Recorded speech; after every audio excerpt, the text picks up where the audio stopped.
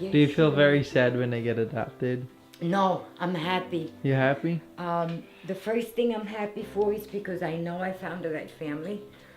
Um, But you'll miss them. oh, I don't miss them You don't? because they'll come back. They do. They come back to visit. I get to see them on Facebook. I get to know their progress. I get to do their nails. I get to babysit for them when they're away. Okay. They buy the food for me and toys, so I get to know what they're eating. I adopt them from under my wing, and I found them online. So that was cool. At that point there, she only had 2 macaws. So there's more variety now, and there's more different ones that are there up for adoption.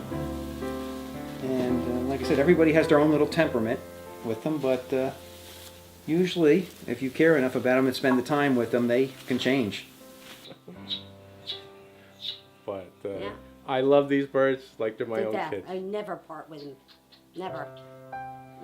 You know, that's why I listen to what Paula says. She's my mentor because she knows. You know, you know.